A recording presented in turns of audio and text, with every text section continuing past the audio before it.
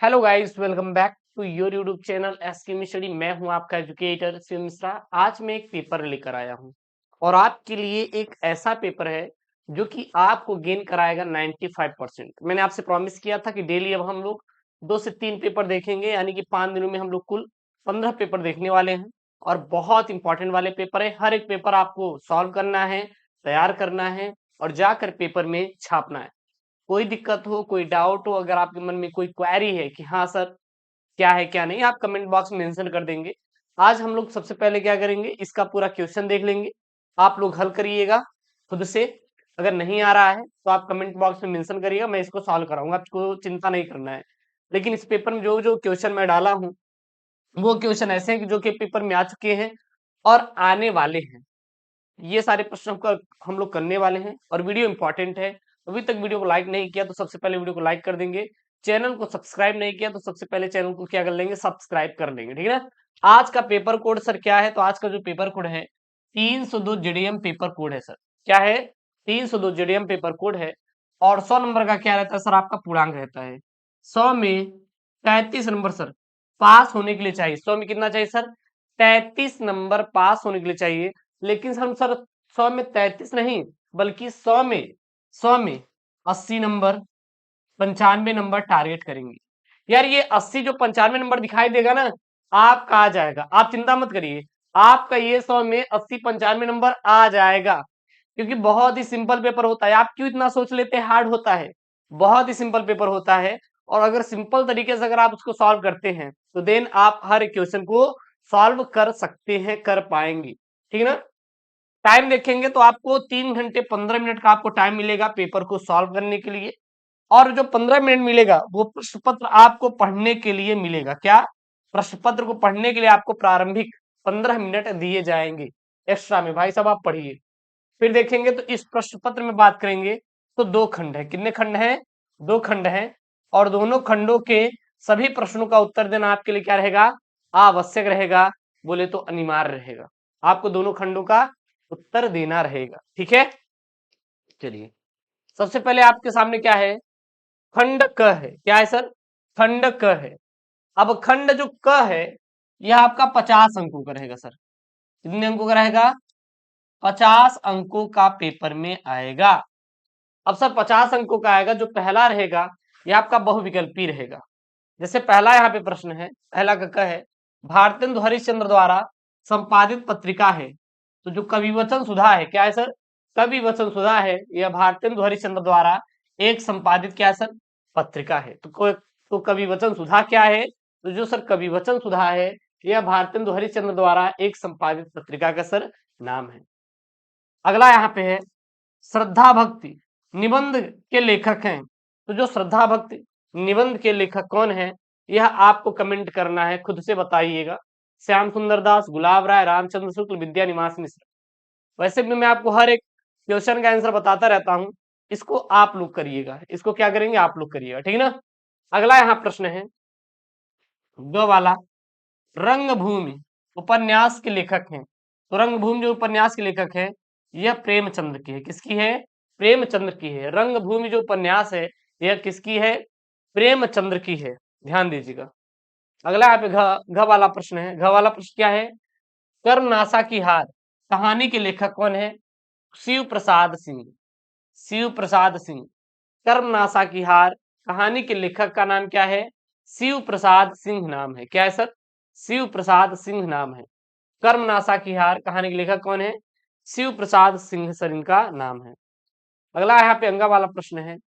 प्रश्न देखिएगा क्या है, प्रश्न देखिए क्या है, राष्ट्र का स्वरूप निबंध वासुदेव शरण अग्रवाल की किस निबंध संग्रह से लिया गया है।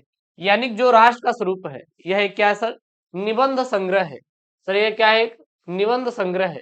और ये किसके द्वारा लिखा गया है, वासुदेव शरण अग्रवाल के द्वारा लिखा गया है।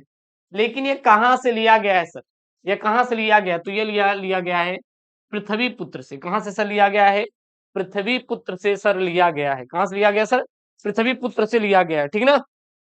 माफी चाहेंगे, थोड़ा क्लास के दौरान कॉल आ गया था। अगला यहाँ पे दूसरे का है, यहाँ पे गिरिजा कुमार माथुर किस काल के कवि सर माने जाते हैं। तो जो सर गिरिजा कुमार माथुर हैं यह आधुनिक काल के कवि माने जाते हैं। किस काल के कवि माने जाते हैं सर? आधुनिक काल के कवि माने जाते हैं। ख वाला प्रश्न है, ध्यान दीजिएगा। ख वाला प्रश्न क्या बोल रहा है? प्रगतिवादी काव्यधारा के प्रमुख कवि हैं। तो जो प्रगतिवादी काव्यधारा के प्रमुख कवि हैं, केदारनाथ अग्रवाल है सर। कौन है? केदारनाथ अग्रवाल प्रगतिवादी काव्यधारा के प्रमुख कवि माने जाते हैं। ग वाला प्रश्न है, लहर काव्य कृति के रचनाकार हैं। तो जो लहर काव्य कृति के रचनाकार हैं वो है आपके महादेवी वर्मा। कौन? लहर किसकी है? महादेवी वर्मा की है। अगला है घ वाला प्रश्न, यहाँ पे देखिएगा। उर्मिला, उर्मिला का विरह वर्णन, उर्मिला का विरह वर्णन साकेत की किस सर्ग में है? तो जो उर्मिला का विरह वर्णन है, यह साकेत के नवम सर्ग में इसका वर्णन है। किस सर्ग में है सर? नवम सर्ग में इसका वर्णन है, ध्यान दीजिएगा। ठीक है। उसके बाद अंग वाला प्रश्न है आपके, परिवर्तन किस कवि की रचना है? जो परिवर्तन है यह सुमित्रानंदन पंत की रचना है। परिवर्तन किस कवि की रचना है? परिवर्तन सर सुमित्रानंदन पंत की क्या है सर? रचना है। उसके बाद यहाँ पे तीसरा वाला है, तीसरा देखिए यहाँ पे क्या है आपका? गद्यांश है। क्या है? गद्यांश है। दिए गए गद्यांश पर आधारित प्रश्नों का उत्तर दीजिए। 5 नंबर का पेपर में आएगा सर, 5 नंबर का पेपर में आएगा सर। गद्यांश है क्या यहाँ पे? यह प्रमाण भाव ही भूमि और जन दृढ़ बंधन है, इसी दृढ़ भित्ति पर राष्ट्र का भवन तैयार किया जाता है। इस दृढ़ चट्टान पर राष्ट्र का चीर जीवन आश्रित है और इसी मर्यादा को मानकर राष्ट्र के प्रति मनुष्यों के कर्तव्य और अधिकारों का उदय होता है। ठीक है। जो जन पृथ्वी के साथ माता और पुत्र के संबंध को स्वीकार करता है, उसे ही पृथ्वी के वरदानों में भाग पाने का अधिकार है। माता के प्रति अनुराग और सेवा भाव पुत्र का स्वाभाविक कर्तव्य है। वह एक निष्कारण धर्म है। स्वार्थ के लिए पुत्र का माता के प्रति प्रेम पुत्र का अधःपतन को क्या करता है? सूचित करता है। ठीक है ना। अब यहाँ पे देखेंगे, सबसे पहले ये आपको पता लगाना है सर ये कहाँ से लिया गया है, इसके लेखक का नाम क्या है। तो हमेशा और हमेशा देखिएगा, अगर आपको ये पता करना है तो यहाँ पे भूमि दिखाई दे रहा है, यहाँ पे जन्म दिखाई दे रहा है, यहाँ पे राष्ट्र दिखाई दे रहा है। ठीक है ना। फिर यहाँ पे राष्ट्र शब्द दिखाई दे रहा है, यहाँ पे पृथ्वी दिखाई दे रही है। जब आपको ये शब्द दिखाई दे तो वो लिया गया है राष्ट्र के स्वरूप से। कहां से लिया गया है? राष्ट्र के स्वरूप से लिया गया है। जिसके लेखक कौन है? वासुदेव शरण अग्रवाल है। कौन है? जिसके लेखक वासुदेव शरण अग्रवाल है। तो सबसे पहला प्रश्न यहाँ पे है, उपयुक्त पाठ का शीर्षक या पाठ का नाम। तो क्या लिखेंगे? राष्ट्र का स्वरूप, राष्ट्र का सर स्वरूप। राष्ट्र के स्वरूप के लेखक का नाम वासुदेव शरण अग्रवाल, शरण अग्रवाल है। ठीक है ना। अगला देखिए, रेखांकित अंश की व्याख्या कीजिए। अब रेखांकित अंश की व्याख्या मतलब पता है, ये जो है यहाँ पे लाइन, इसी को बढ़ा चढ़ा के लिखेंगे और आपको कुछ भी करने की जरूरत बिल्कुल भी नहीं है। उसके बाद यहाँ पे अगला प्रश्न है, स्वार्थ के लिए पुत्र का माता के प्रति प्रेम क्या सूचित करता है? स्वार्थ के लिए पुत्र का माता के प्रति प्रेम क्या सूचित करता है? तो स्वार्थ के लिए, स्वार्थ के लिए, स्वार्थ के लिए पुत्र का माता के प्रति प्रेम पुत्र के क्या करता है? It is right answer. ये इसका क्या है? राइट वाला आंसर है। इसलिए मैं कहता हूं आप चिंता मत करिए, आप क्वेश्चन को ढूंढ के कर लेंगे। क्वेश्चन को क्या करेंगे? ढूंढ के कर लेंगे। बहुत ही सिंपल पेपर है। फिर यहाँ पे देखिएगा, यहाँ पे भूमि और जन का दृढ़ बंधन क्या है? भूमि और जन दृढ़ का दृढ़ बंधन क्या है? तो भूमि और जन का दृढ़ बंधन क्या है?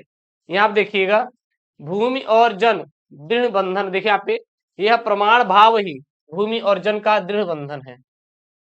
This is right answer, this is right answer. छाप लीजिए पेपर में अपने। उसके बाद लास्ट क्वेश्चन, दृढ़वृत्ति और निष्कारण शब्दों का क्या लिखिए? अर्थ लिखिए। अथवा में आपका मान लीजिए वो नहीं आ रहा है तो यहाँ पे दिया गया है, दिया क्या गया है? ये आप गद्यांश ध्यान दीजिएगा। यहाँ पे गद्यांश दिया गया है कि अशोक का वृक्ष जितना भी मनोहर हो, जितना भी रहस्यमय हो, जितना भी अलंकारमय हो, परंतु वह उस विशाल सामंत सभ्यता की परिष्कृत रुचि का प्रतीक है, जो साधारण प्रजा के परिश्रमों पर पली थी। उसके रक्त की संस्कार संस्कार कणों को खाकर बड़ी हुई थी और लाखों करोड़ों की उपेक्षा से जो समृद्धि हुई थी वे सामंत उखड़ गए, समाज ढह गए, महोत्सव की धूमधाम भी मिट गई। अब यहाँ से आपके 5 प्रकार के प्रश्न बनेंगे। सबसे पहला प्रश्न, पाठ का शीर्षक और लेखक का नाम। तो यहाँ पे अशोक दिखाई दे रहे हैं, तो शीर्षक क्या हो जाएगा? अशोक के फूल। कहां से लिया गया है? अशोक के फूल से। लेखक कौन है? हजारी प्रसाद द्विवेदी। हजारी प्रसाद द्विवेदी हैं। ठीक है, अब देखिएगा आगे वाले आप प्रश्नों को कैसे करेंगे, ध्यान दीजिएगा, बहुत ही सिंपल है यार। यहाँ पे है, अशोक का वृक्ष किसका प्रतीक है? भाई साहब, अशोक का जो वृक्ष है यह किसका प्रतीक है? तो अशोक का वृक्ष किसका प्रतीक है? तो यहाँ पे देखेंगे अशोक का वृक्ष किसका प्रतीक है, यहाँ पे देखिएगा, उस विशाल सामंत सभ्यता की परिष्कृत रुचि का ही क्या होता है? प्रतीक है। कौन? ये जो अशोक का वृक्ष है, ये जो अशोक का वृक्ष है। ठीक है, आगे देखिएगा प्रश्न यहाँ पे ख वाला, लाखों करोड़ों की उपेक्षा से कौन समृद्ध हुई है? लाखों करोड़ों की उपेक्षा से कौन समृद्ध हुई है?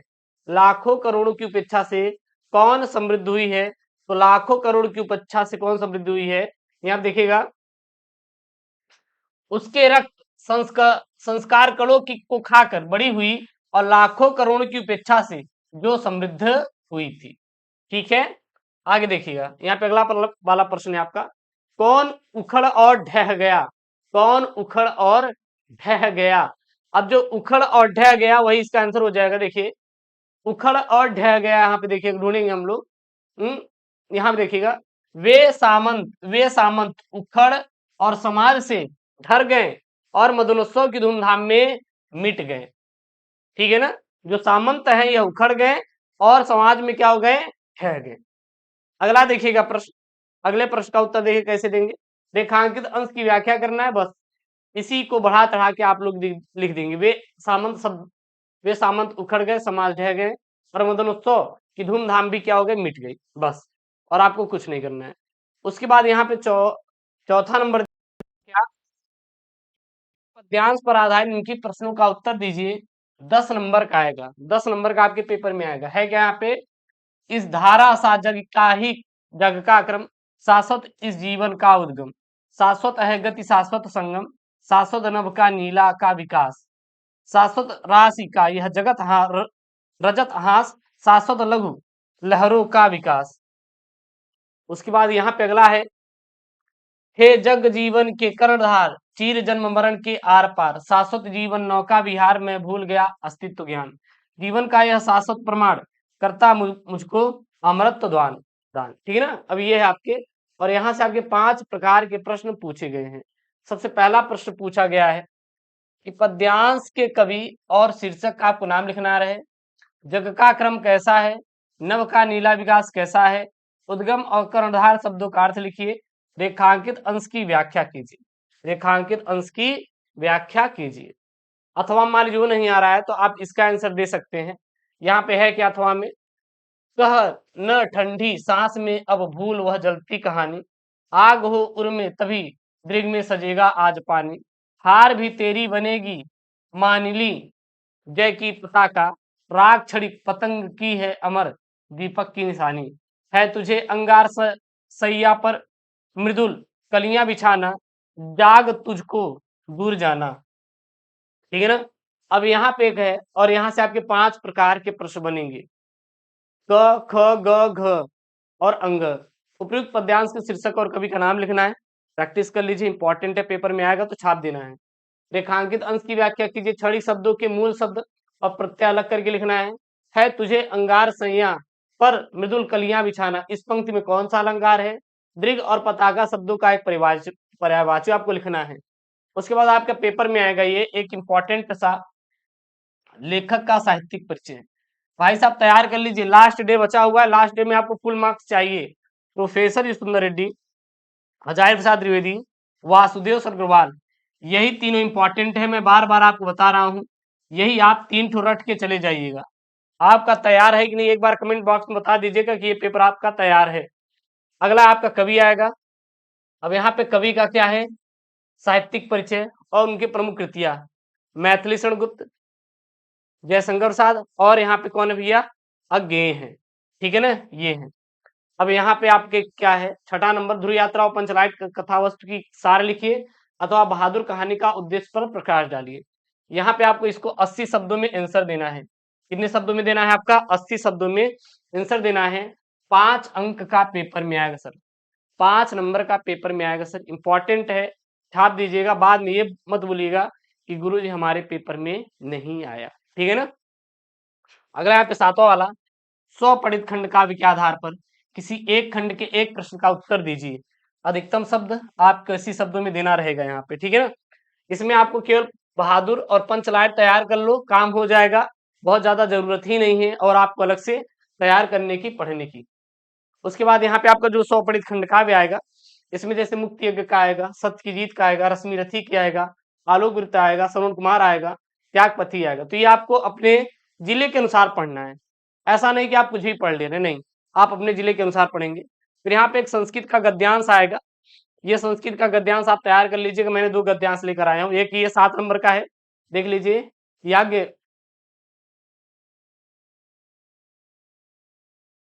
याज्ञवल कई वो उचाव से लेकर कहाँ तक है आपका, वहां पे प्रियम भवती तक है। अब इसका आपको संदर्भ लिखना है और अनुवाद करना है, तो संदर्भ और अनुवाद का स्क्रीनशॉट कर लीजिए।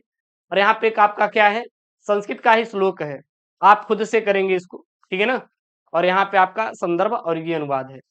तो वहां में आपको मान लीजिए वो नहीं आ रहा है तो ये आप कर सकते हैं। यहाँ पे संस्कृत का श्लोक है, कर लिए। उसके बाद जो 9वां प्रश्न आएगा वो लोकोक्तियां और मुहावरा आएगा। क्या आएगा, लोकोक्तियां और मुहावरा, 2 नंबर का पेपर में आएगा। देखिए यहाँ पे, हाथ पीले करना, 9 2 11 होना, हाथ कंगन को आरसी का, अपना उल्लू सीधा करना। तो यहाँ पे सबसे पहला है हाथ पीले करना, अर्थ क्या हो जाएगा, शादी करना। हाथ पीले करना का मतलब क्या हो जाएगा, शादी करना। वाक्य प्रयोग क्या हो जाएगा, ऋचा की माँ ने उसके हाथ पीले कर दिए, ऋचा की माँ ने उसके हाथ पीले कर दिए। ख वाला है 9 2 11 होना, अर्थात डर कर भाग जाना, डर कर भाग जाना। तो इसका वाक्य प्रयोग के में क्या लिखेंगे, इसका वाक्य प्रयोग में लिखेंगे, पुलिस को देखते ही बदमाश 9 2 11 हो गया। ग वाला है हाथ कंगन को आरसी क्या, अर्थ क्या हो जाएगा, बिल्कुल पढ़ा लिखा न होना। वाक्य प्रयोग क्या लिखेंगे, कबीरदास, कबीरदास की जो जो रचनाएं हैं, रचनाएं हैं या कविताएं हैं, हाथ कंगन को आरसी के क्या समान थी। ठीक है ना। मतलब कि जो कबीरदास है, कबीरदास का जो जीवन है वो हाथ कंगन को आरसी क्या समान। ये इसको छोड़ो यार, ये यहाँ पे सेंटेंस नहीं मिल पा रहा है, गलत हो गया है, इसको छोड़ देते हैं, अपने से बना लीजिएगा। घ वाला है यहाँ पे अपना उल्लू सीधा करना, अर्थात अपना स्वार्थ सिद्ध करना। वाक्य प्रयोग, सुदामा ने गुरु माँ के दिए चने कृष्ण को न देकर खुद चबाकर अपना उल्लू सीधा कर लिया, यानी कि अपना स्वार्थ सीधा कर लिया। उसके बाद ये आपका 10वां नंबर है, अपठित गद्यांश का उत्तर दीजिए, संधि विच्छेद और विभक्ति एवं वचन के स्थान पर। मतलब ये जो है आपका, ये अपठित गद्यांश, ये आपका संधि विच्छेद और विभक्ति और वचन के स्थान पे नया टॉपिक में जुड़ा हुआ, कैसे सॉल्व करना है मैंने इसका डिटेल वीडियो अलग से बना दिया है, और जितने इंपॉर्टेंट है सबको लेकर, link in the description box, जाके उसको आप पढ़ लीजिएगा। अगला 11 का है यहाँ पे, निम्नलिखित शब्द युग्मों का सही अर्थ चयन करके लिखिए। अविराम, अभिराम, तो अविराम क्या होता है, बिना रोक के होता है। अभिराम मतलब क्या होता है आपका, सुंदर होता है। अविराम और अभिराम। अगला देखिए यहाँ पे क्या है, अगला यहाँ पे क्या है, अन्न और अन्य, अन्न और अन्य। तो अन्न मतलब अनाज होता है, अन्य मतलब कोई दूसरा होता है। क्या होता है, कोई दूसरा होता है। उसके बाद यहाँ पे इनके शब्दों के, एक शब्द के 2 अर्थ लिखना है। जैसे काल का क्या होता है, समय होता है, मृत्यु होता है। जड़ का क्या होता है, मूल होता है और मूर्ख होता है। चपला का क्या होता है, लक्ष्मी और विद्युत होता है। उसके बाद आपको ये मतलब वाक्यांशों के लिए एक सही शब्द का आपको चयन करना है, जो वंदना करने योग्य हो। भाई साहब, जो वंदना करने योग्य हो उसे वंदनीय बोलते हैं। जो जीता ना जा सके उसे हम लोग अजेय बोलते हैं, जो जीता ना जा सके। फिर 2 वाक्यों को शुद्ध करके लिखना है, आप इसको कर लीजिएगा। ठीक ना। वैसे आपको जितना भी मैं दे रहा हूँ, अगर उतना ही अगर आप सॉल्व कर लेंगे तो आपका काम हो जाएगा, एक्स्ट्रा पढ़ने की जरूरत बिल्कुल भी नहीं है। उसके बाद ये पेपर में आएगा रस छंद अलंकार, एकदम यार इंपॉर्टेंट, कितनी बार मैंने बताया है, वीर रस पढ़िए शांत रस, इंपॉर्टेंट है, तैयार कर लीजिए। श्लेष अलंकार, रूपक अलंकार, इंपॉर्टेंट है, तैयार कर लीजिए। चौपाई छंद, दोहा छंद, इंपॉर्टेंट है, तैयार कर लीजिए। ये तो आप कर ही लिए होंगे, ये भी इंपॉर्टेंट है। फिर आपका 13 नंबर आएगा, विद्यालय में नियुक्ति हेतु प्रबंधक को एक आवेदन पत्र लिखिए। मान लीजिए वो नहीं आ रहा है तो अथवा में है, अपने गांव शहर की बिजली समस्या है तो उचित अधिकारी को एक पत्र लिखिए। तो ये आपका 6 नंबर का पत्र लेखन ही आ जाएगा। कैसे लिखा जाएगा मैंने बताया ही है, आप उसको देख लीजिएगा एक बार। और फिर यहाँ पे आएगा आपका निबंध लेखन। देखा कि जो निबंध लेखन है, ये आपका यहाँ पे क्या है, निम्नलिखित विषयों में से किसी एक विषय पर अपनी भाषा शैली निबंध लिखे 9 नंबर का। साहित्य और समाज का अंतः संबंध, महंगाई की समस्या का कारण निवारण, कृषक जीवन की त्रासदी, जलवायु परिवर्तन का मौसम पर प्रभाव और भारतीय लोकतंत्र का भविष्य। तो ये आपका पूरा पूरा पेपर रहा, जो कि जैसे पेपर बनता है वैसे में लेकर आया। इस पेपर को आप तैयार कर लीजिएगा और पढ़ के जाइएगा अपने एग्जाम को देने के लिए। अगर कोई मन में डाउट है, कोई सवाल है, कोई क्वारीज है, तो बिल्कुल आप कमेंट बॉक्स में मेंशन करिए, मैं आपके साथ हूँ। पूरा समझाऊंगा अच्छे से, बिल्कुल टेंशन नहीं लेने का। मिलते हैं नेक्स्ट वीडियो में। ओके दोस्तों, थैंक यू, जय हिंद, टेक केयर, बाय बाय।